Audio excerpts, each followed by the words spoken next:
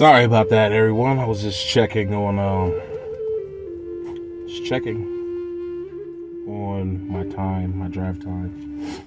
Um, Shalom, Grand Rising, Hoseo, Halito. Welcome to the video. Welcome to the channel. I am your brother Daniela, aka the Copper Collab Original. And before I get started, I want to give all honor, praises, and glory to the God of Israel. I also want to give recognition to the Holy Spirit and recognition to Yahweh Shai. Many salutes, much love, much ahab to you, brothers and sisters, who are keeping the will of our God, the God of Israel, to the best of your abilities. So with that being said, welcome to the video. So in this video, what I want to talk about is the logical fallacies when it comes to the transatlantic slave trade, right? And forgive me for all the sniffling and stuff. I'm actually a little congested, a little under the weather. And yeah, so you're gonna hear me sniffling. Even sometimes struggling to speak or to pronunciate things properly. Just because my nasal passage is just like so congested right now, it's just like I be struggling to get words out at times. Sometimes I may be like, "Oh yeah, man, yesterday there was a big snow." They be like, "What?" I have to say it again, because you know how like when your nasal passage get blocked, you know, you can't speak properly. It does something to where it makes you slur, or at least it makes me slur, you know. So I don't know what that says about me, but anyways, yeah, welcome to the video. Yeah, so like I said, in this video, I'm going to be talking about the logical fallacies of the transatlantic slave trade, right? But before I get into that, I want to say to you guys, you know, I appreciate you guys watching my videos. I know that we're not going to agree on everything. You know, I'm not here to offend people. I am not trying to spread hate. You know, I'm just trying to spread awareness. And I'm not saying that in fear of repercussions or anything like that because someone gets their feeling hurt. I'm not afraid of, you know, people getting their feelings hurt. The truth is the truth, and I'm going to stand on it. But the reason why I say that is because I don't want people to get confused thinking that I hate anyone who doesn't look like me. And that's not true. I don't hate any particular group of people. I feel like some of our people who are out here teaching, they put too much emphasis on the other groups of people, right? And when I mean other groups, us so-called African Americans and our descendants, what have you.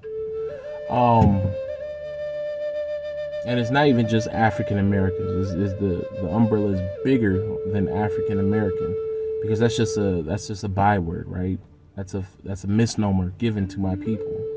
But even your people who you consider Hispanic, even some of your people who you consider Native American, honestly, we're spread to the four corners of the world. And that particular people that I'm talking about, that was prophesied to be spread to the four corners of the world, is the nation of Israel. Okay, that is who I'm talking about. I belong to that group of people, the biblical Israelites, not the so-called Jewish people. Right? Jewish means, or ish means pertaining to. It doesn't mean that it is. It just means pertaining to. So it's just, you know, when you meet a Jewish person, it just means that they're something that is about them is pertaining to the Jews, right? Just like, you know, you say, it's greenish, right? You're not saying that it's green, but it's similar to green, or it has something pertaining to green. It may be like like an aqua blue, right? But you could say, oh, it's greenish, but it's not green, right? Well, it's the same thing with those Jews. According to scripture, they are the Revelation 2:9, 3:9. They're the people who are spoken of in Revelation 2:9, 3:9. So yeah, I'm not talking about those people. I belong to the lineage of the biblical Israelites, right? And just because you're not part of that group does not mean that I hate you. I hate evil. I just want to make that very clear. I do feel like some of our brothers and sisters, like I said before, they put too much emphasis on everyone who's not in that Israelite group. And honestly, I feel like it's a little irresponsible because we're not taking accountability of what our ancestors did and what we have done as a people to piss our God off, right? We wouldn't be in this situation if it weren't for us. We're not in this situation because of other nations. We're in this predicament that we have been in for probably the past 1,000 years. We have been in this situation because of what our ancestors did and what we continue to do to this day. So I don't want to put so much blame on other nations. Because they're totally blameless when it comes to us being in this punishment. We are the blame. They're nothing more than a whooping stick that our God is using to whoop us, right? When you're spanking your child, how would you feel if they blamed the belt for their trouble that they got themselves into? It'd probably piss you off even more, right? So I don't blame the other races for our issues.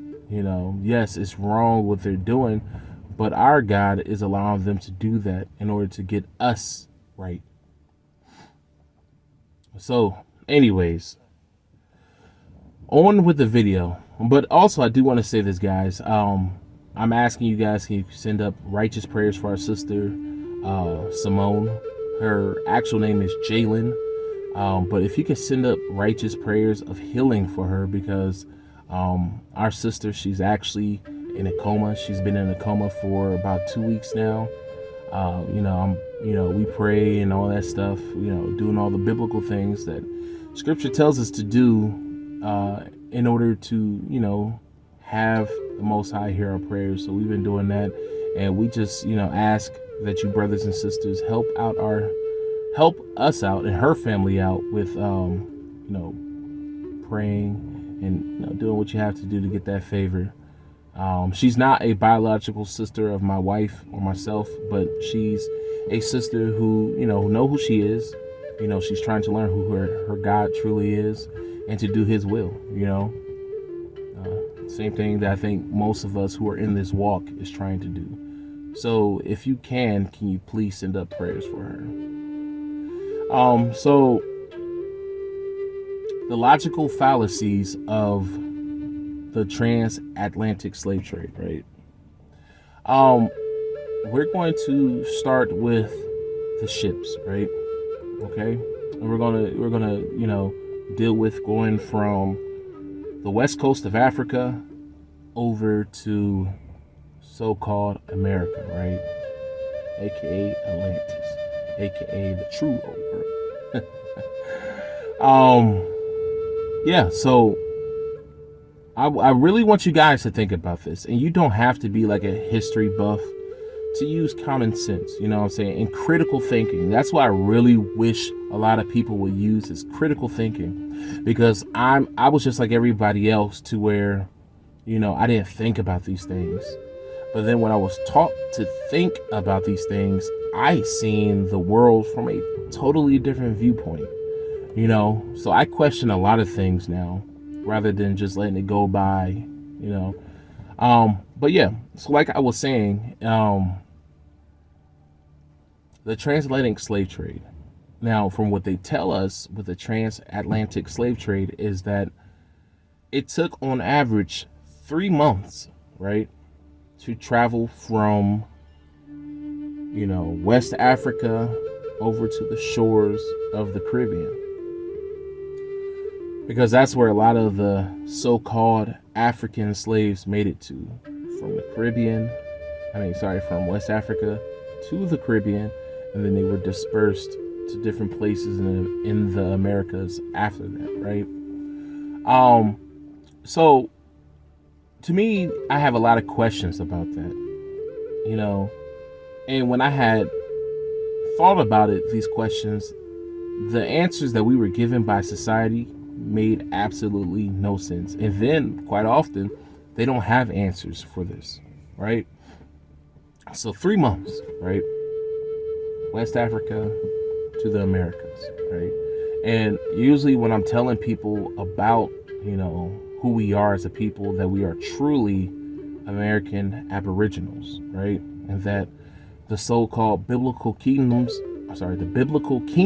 are over here in the Americas, I usually, point out these truths, right? So 3 months, right?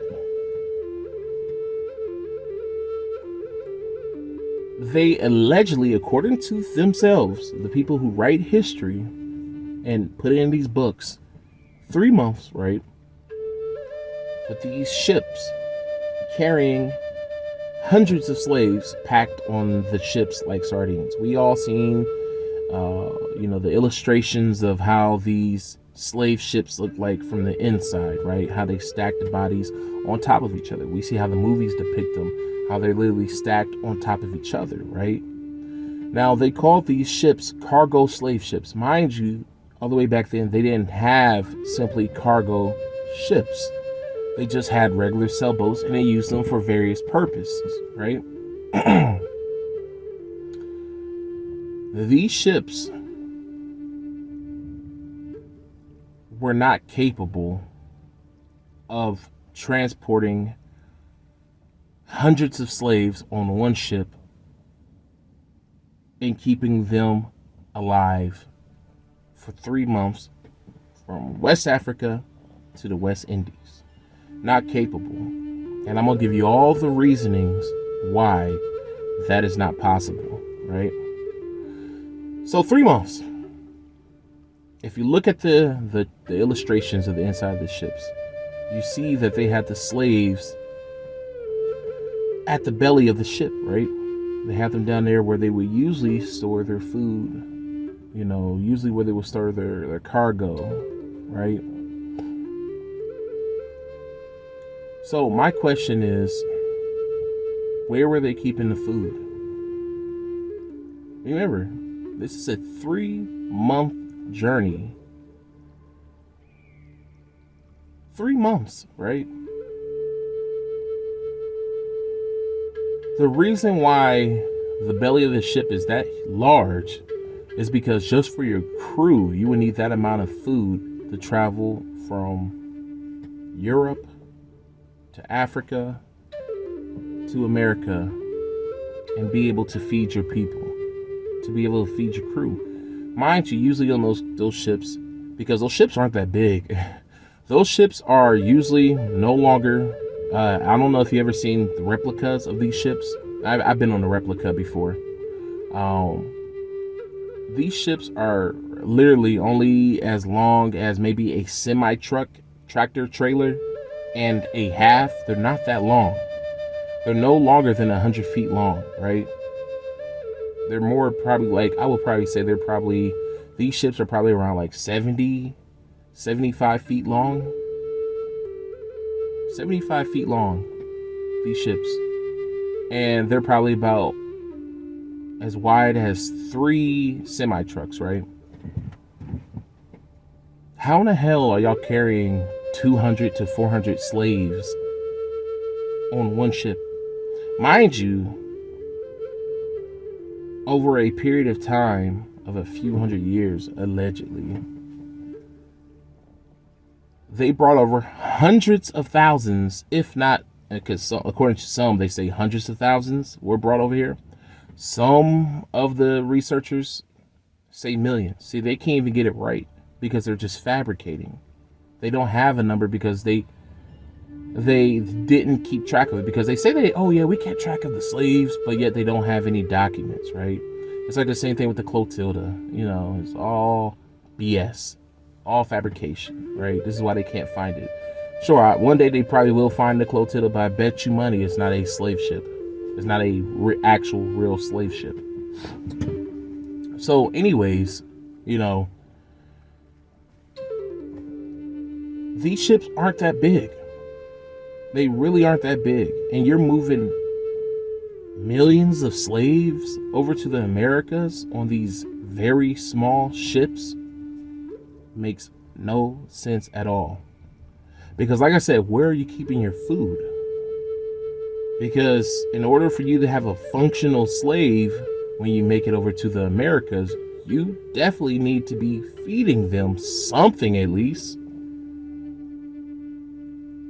Where are you keeping the food? I've seen this one illustration where they showed like the uttermost, well, actually the bottommost part of the ship with like some barrels. It's like, that's all the food that you guys have for the entirety of the population on the ship, the slave population, and yourselves. You can't tell me that you went 3 months without feeding these people in those conditions, right? There's no way in hell that they would survive. No way. Sure, people can fast for a very long time, for very long time periods, right? I'm sure a person can fast for 3 months without eating, right?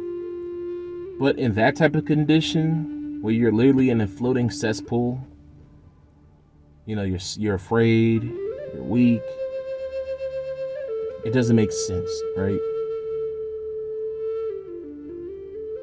Even if you had enough food to feed your crew, you need those slaves to be fed in order for them to be functional slaves by the time they make it ashore.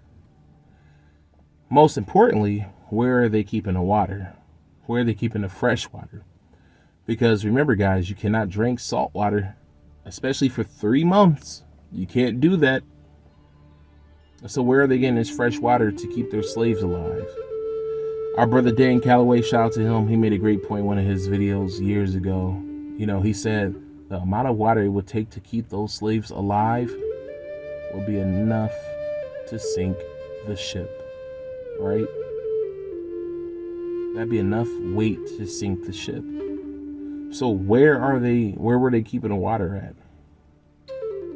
Makes absolutely no sense. And yes, the reason why I'm making this video is because I'm kind of piggybacking off of what Dane said, but I also wanted to make my own points too, right? But yeah, I mean, where are they keeping the water, right? Where are they keeping the water? You need fresh water in order to survive. You can only go so long without fresh water, right? Now, you know, moving forward, but still dealing with the ship. On to my next point. Like I just said, that ship would literally be a floating cesspool, right? And what I mean by that is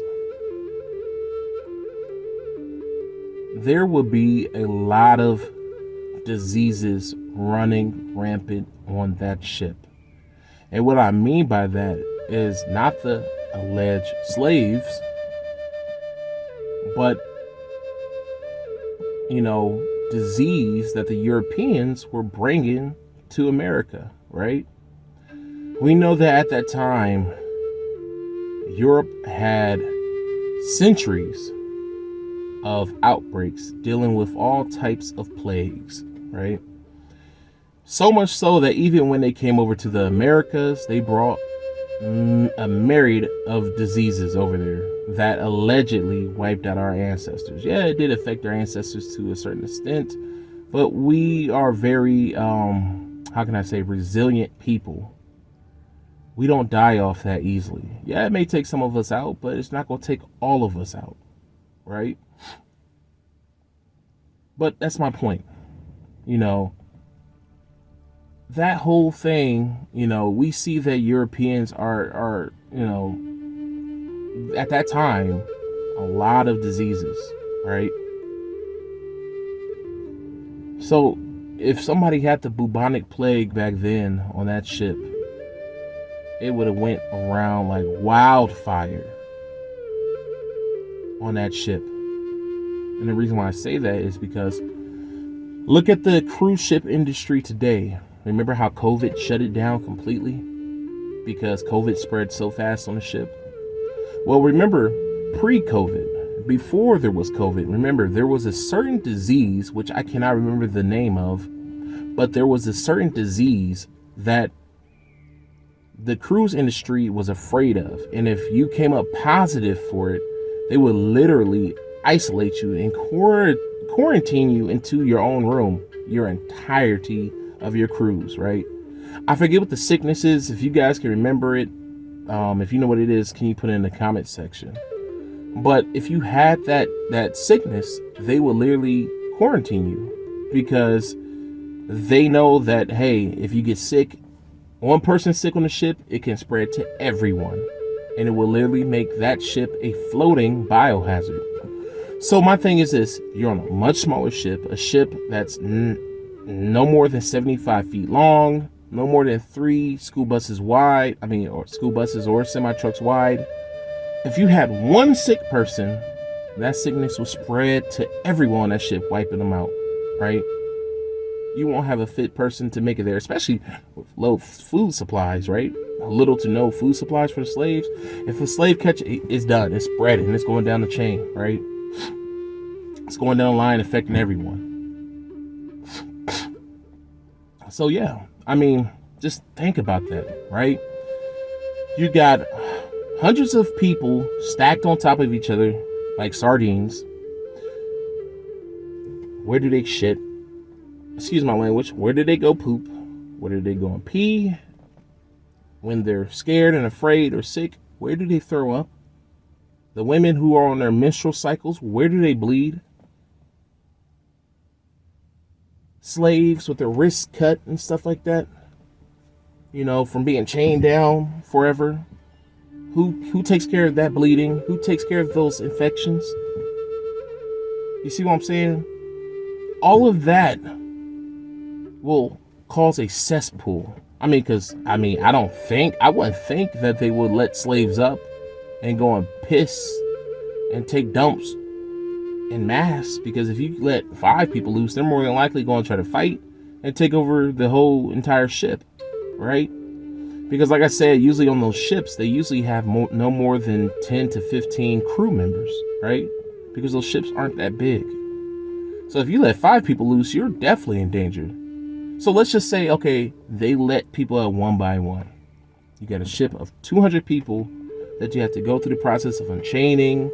They may be delayed in getting up and moving around because they've been chained down for so long. You have muscle, entropy, I think it is, where you have muscle weakness, and because your muscle, essentially muscle entropy, I think that's how it's pronounced, is when you lay down so much that your muscles actually start to become smaller because you're not using them. So you're going to have slaves struggling to get up, probably can't even walk, all this stuff, and you're taking them one by one to go and use the restroom. You know how grievous that would be? Jokingly, by the time you let every slave use the restroom one by one, you would have made it from Africa to America, right? But no, seriously though, where are they using the restroom? Because I'm sure they weren't going through that grievous task of letting slaves up one by one or in little groups, right? Too grievous, too dangerous.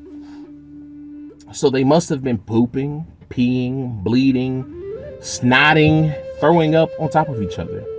That ship will be a floating biohazard by the time it left Africa a few weeks in. If it makes it to American shores, it's going to roll up with corpses and skeletons and vultures. You see what I'm saying? It doesn't make sense at all. Doesn't make sense. So you really have to think about these things. I'm not trying to insult anybody's intelligence, but we got to look at these things from a critical stance. We have to look at it from a critical viewpoint, right? It just doesn't make sense at all. It really doesn't. And like I said, dealing with muscle atrophy, that can lead to a lot of issues down the line. By the time that slave makes it to America, if they were to make it to America, right, they will be absolutely useless by the time they got off that trip. You have to move. You have to get up and move in order to live. My next point. You have to get up to move. Of course you have to get up to move. But you have to move in order to survive. Some people may be familiar with this, especially if you work in the medical field, especially in nursing. Patients that are bedridden, patients that are, paralyzed or in a coma, things like that, they have nurses that literally come through and they will move your body parts for you. They'll stretch your arm out, they'll stretch your legs, they'll move you over from side to side, they'll move your joints for you and move you around so the blood can be flowing. That's the reason why they do those things, right? They do it so that they can get the blood flowing, because if they don't do that for you, you can literally form blood clots. I had a ex co-worker of mine when I used to drive school buses. He almost died because he had taken a flight from one side of the country to the other, and it was like a 6-hour flight. He stayed in his seat that entire time. Didn't go up to the restroom, didn't get up to stretch his legs, just sat in his seat. By the time the end of that flight, he almost died. He passed out, almost died. Come to find out, he had a blood clot that formed in his leg. Had it went all the way up to his heart, he would have died. And that's just within 6 hours of a flight. He almost died from that. Why? Because like I said, and it's medically proven, that you have to move every now and then. You getting up and walk does wonders for your cardiac system, and your bloodstream. It helps pumps the blood. A lot of people don't know that, but when you walking and moving around actually is a big part of your circulatory system, like with your blood and all that stuff. It actually gets the blood around your body, and if you talk to any nurse, doctor, even if you look it up, you can see that that's true. Sorry, I'm trying to see who's calling. Spam. Oh, spam's calling. So yeah, you need to walk in order to live. Muscle atrophy or whatever it is. Weakening and dissolving muscle is one thing, right? Atrophy, I think it's muscle atrophy. That's one thing, right? But then you have another factor of the risk of dying from cardiac arrest, having a stroke, because you have blood clots in your body from the lack of movement, the lack of getting up and moving around. But mind you, these slaves, according to this fictional history that we're given as being true history, these slaves were tied down in chains, right? They were chained down together, laying on their backs. You're not going to have a functional slave, if that. You're more than likely going to have some chained corpses by the time you make it to the Americas. No way in hell you're going to get a slave that's chained down and make it all the way to the Americas and they survive. No way at all. So yeah, just think about these things, guys. These are the stories that they tell us, right? And they can't even get the stories right half the time. They're always changing it. It's like every 10 years they're changing or they're adding to this so-called transatlantic slave trade, right? But yeah, and this is my other point too. The mortality rate for sailors were very high. A lot of people don't know that. But a lot of these sailors, the crew members of the ships, they didn't spend their entire life sailing. They usually only set sail probably 2 or 3 times, and that was all. Some of them would literally go from Europe to America and back to Europe and be done, or Europe and America, then back to Europe, then back to America and be done. Some of them would die. Some of them just gave up because it's a hard life at sea, very hard life, and if they had a very high mortality rate, what do you think the mortality rate for the slaves were? They were probably much higher since they were in worse conditions, right?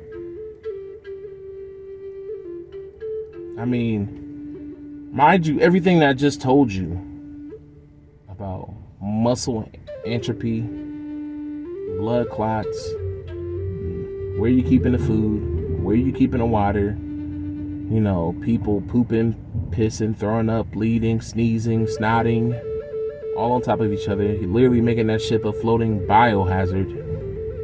And then to add on top of that, you're on a ship that's doing this, going side to side. I don't know if you guys ever been on a boat before, but that's what happens when you're out there on the ocean. That's just going to induce sickness right there. People, not everybody have their sea legs. Some people are actually seasick. They get very seasick very often. That's why on cruise ships, they will actually give you free medication to actually treat, seasickness, because everybody's not used to that. Mind you, those cruise ships are so huge that you can barely feel it. You can feel it, but not all the time, right? Just imagine all these smaller ships that are just swaying around in the water, right? That's just going to induce sickness. So you got one person puking on top of each other. That's going to become infested and whatnot. And now you're going to have other people getting sick. It just doesn't make sense, guys, at all, right? So now, stepping off of the ship, right? Let's go before the ship. Let's talk a little bit of history, right? So, in order to have these slaves, right, you have to capture these slaves. Where are the stories of the wars that took place? This was a great point that Dane made that I never thought about before until recent. What about the wars that took place in order for them to get these slaves, right? I want to know about those wars, because I haven't seen anything in history talking about these wars where they took hundreds of thousands, if not millions, of slaves, right? There had to be wars, right? Because nations throughout history never gave away slaves in the thousands or in the millions, right? You just don't see that. But the only time where you do see slaves that are taken in the hundreds or thousands or even in the millions is usually when there is a war. And whoever loses that war, usually the men are killed off, and they take the women and children and the elderly off as spoils of war, right? So in order for them to get these slaves, they had to have warred with someone, right? Some of y'all may say, no, they didn't have to document that. No, there's no war. There's no why? Why would they document wars? Well, let me say this for one thing for sure. Europe loves documenting everything. So where are these documents about the wars that they had in Africa? Because they surely did document wars in Africa, like the Zulu War. They documented that. That was, I believe that was during the 1800s. They documented that. But what about the stuff before that, where they were taking these slaves off? Because during the Zulu Wars at that time, they were no longer taking slaves, if I remember correctly, right? So where are these, these wars, them taking off these hundreds of thousands of slaves, right? You can't tell me they weren't doing it, because even at that time when they were colonizing the Americas, they were documenting all of the wars that they had over here, right? With the so-called indigenous people, who are our true ancestors, right? Where is the documentation of those wars, of them taking my ancestors from Africa and bringing them over here? There are none. However, there are documentation of the American Indians being warred against and taken as slaves and shipped to different parts of the Americas and Europe and Africa. See, what they did was the hijack, was the big switcheroo, as they call it, right? Where they took you, put you over in Africa, and then they took your history and gave it to another people. Actually, I don't even want to say they gave it to, I mean, they did give it to another people, but they also gave it to no one. They just said, you died off. That's what they did. They said, you died off. Oh no, y'all died off from wars and diseases. And then the little bit rest of you guys went out west. That's what they did. So like I said, if you believe that false narrative of the transatlantic slave trade, where they brought over hundreds of thousands, if not millions of slaves over here, there had to have been a war. There's no way you get that many slaves without a war. No way. No one gives tributary slaves in that number. I mean, not at all, right? Where are these records?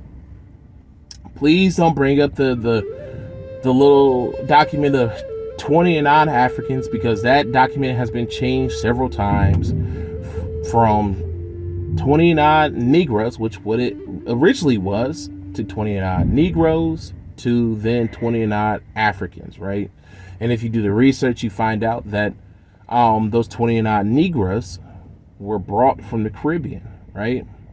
And that before that, because they were stolen by a British ship that was disguising them. Woo, can't even speak. They were a British ship that disguised themselves as a Dutch ship in order to make it down into Spanish America, into the Gulf of Mexico. They went down there, they hijacked, or they fought like a Spanish ship, took their slaves, and then brought them up to Americas and changed their name and all that stuff, right? But then they ended up sending the women back, right? And that reminds me of another situation, though. Going back to the whole sickness on the ship. There was a situation. Y'all have all heard of North Sentinel Island, right? Well, with North Sentinel Island, the reason why those people hate outsiders so much is because many decades ago, I'm not sure how long ago it was, but colonizers came to the land and killed almost everybody on that island, kidnapped the children. I think it was like in the late 1800s or early 1900s. They kidnapped the children and brought them. They were going to take them somewhere, and halfway to wherever they were going, the kids actually got sick. So there you go, right there. You know, sickness spread so fastly, you know what I'm saying? Especially when your immune system isn't used to that sickness. Everyone who's not immune to that sickness, they're going to get it like crazy. They're going to pick that sickness up like crazy, and it's going to spread. So like I said, you know, with these so-called Africans being kidnapped by these Europeans, that sickness would have tore them up in no time, right? But anyways, you know, going back to what I was saying, you know, the 29 Negroes, they took them back to the Caribbean. These were a pearl diving indigenous people. That's where those women came from. They were a tribe down in Venezuela, a pearl diving tribe. So what the British sailors wanted to do was to kidnap those tribe members so that they can go and have them dive for pearls for them, just like how they were doing for the Spanish, right? So that documentation is BS. You can't use that documentation and say, see, here's documentation of slaves. Well, I'm talking about, where's the documentation of these wars where they were just, warring against people and taking slaves, right? Because the story they love giving us is that, yeah, these Africans went to war with other Africans and they took them as slaves. Really? What war was that? What war is that? Because Africans, they actually keep they have records of their past. They used to have this library in, I think it's Nigeria, and I'm not sure if it exists anymore, but they kept all the records there, right? They know their history, but they don't have these wars documented. That's because these wars never, ever happened. Like I said, they took your history and said, oh yeah, these people, they died off. But you came from Africa. And see, this is why it is important to do your ancestry. This is why it's important to study history. Because when you know who you are, no one can tell you who you aren't, right? And there was this guy, and I apologize to the members of my group, my Facebook group, called American Aboriginal Discussions. Shout out to people who are members of that. If you want to join my group, just let me know that you're a viewer of this channel, and I can get you through much faster, because we do take our time, adding people, because you do have some trolls who try to slip through the cracks. We did have some trolls that did slip through the cracks, so that's why I apologize to the members of my group. And the reason being is because the settings was actually set to where anyone who was in the group could invite people and approve them, right? Well, me and my wife, we just recently changed that setting to only admins and moderators can only accept new members, right? So anyways, there was this one white guy who was in my group recently. He made a post and he said, you guys are a bunch of low IQ culture vultures. And people in my group, they tore him a new one. But see, that doesn't offend a person like me. That doesn't offend a lot of people in my group. Yeah, we're going to set things straight, but it doesn't hurt our feelings. It doesn't make us give up. It doesn't, because we know who we are. We have documentation proving who we are, whether it's a family documentation or whether it's documentation showing who the true American Aboriginals are, who the true American Indians are, right? Much documentation out there. You can't tell me who I'm not. You can't tell other members of my community who they aren't when they know who they are. When they could trace family members back to particular tribes, you can't tell us shit. You can't. We can't track this African ancestry. Why? Because it's not there. See, so-called white people, like I said, I don't hate white people, but so-called white people think that they're so special. They think they're the center of the universe, that they cannot fathom that we were here first, and that all these kingdoms and nations that they brag about, we built them. They can't fathom that. They will fucking kill themselves first before accepting that. And I'm not talking about all whites, because there are white, so-called white people out there who accept the truth. Jeremiah 16, what is it, 16:19? Or is it 19:16? I can't remember. But it talks about, it's a prophecy saying that in the last days that these heathens are going to find out that they've been lied to, right? And you do have, some of these Gentiles who are admitting the truth, and they're searching for the truth themselves. Shout out to Mind Unveil. He watches our channels. He watches Colonial. He watches Dane Calloway. And he's one of those white guys who teach. He's very good at what he does. And he admits that we are the American Aboriginals. He knows that, you know. So not all white people are like that, but there are a lot of white people, unfortunately, who think they are the center of the universe. And like I said, they can't fathom another group of people, especially us Negroes, being more special than they are, right? This is why they make all these superhero movies, because they're trying to sell the world the illusion that they are the best thing ever created, right? And a lot of these other nations, these peon nations, they buy into it. Even some of us do too. But, you know, we know who we are. And, you know, these little trolls, they're just hurt. And they're afraid. And they don't want the truth out. So they come to our channels, our videos, our pages, and they say very vile, undeserving stuff. But guess what? Everything that they do that's evil towards us is going to come back to them, you know. It's going to come back to them. And that's just the truth of the matter.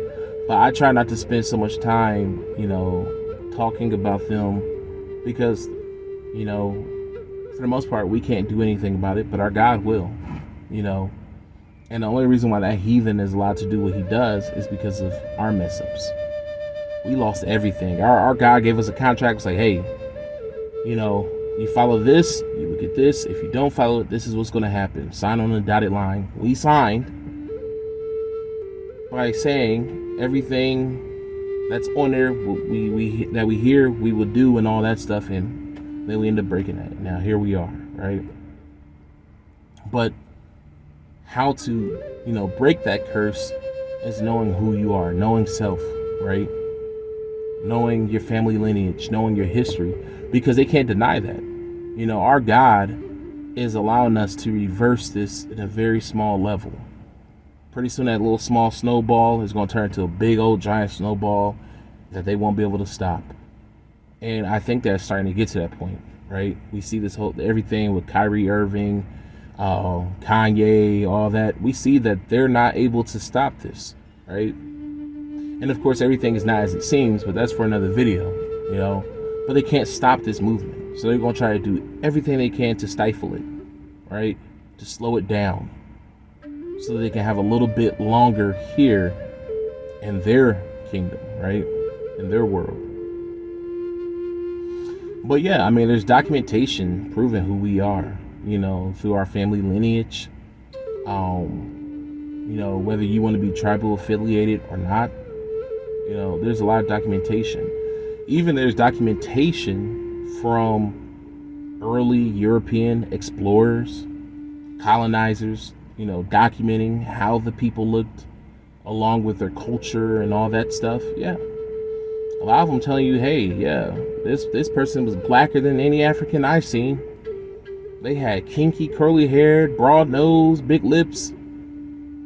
I mean, all these different Europeans saying, hey, look at these Negroes over here in the Americas.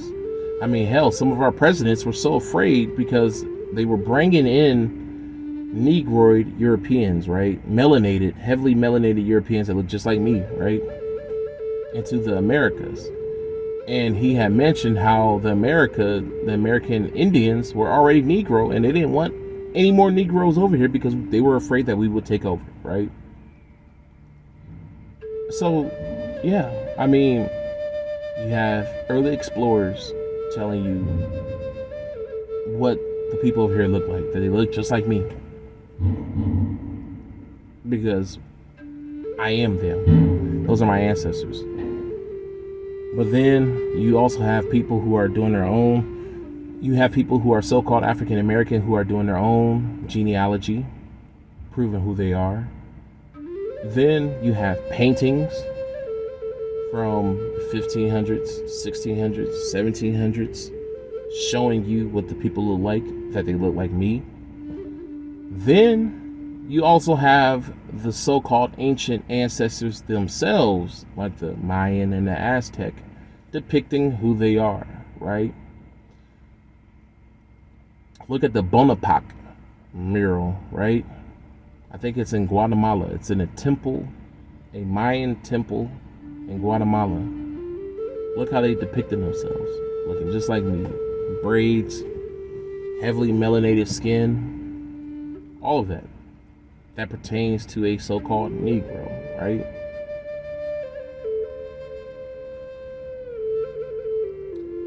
So you can't, and then, you can look at the Olmec head, look at all that stuff. The proof is right there in their face, and if you want to deny this truth, it's just your loss. Because I can guarantee you, no matter what you call yourself, a lot of your history is hidden too. It's not just only ours. So-called white people have had their history stripped from them also. I think that if you're not so evil and so focused on us, because a lot of them are they're obsessed with us, honestly. They think about us day and night. It's crazy how obsessive these people are, man. I don't know what it is.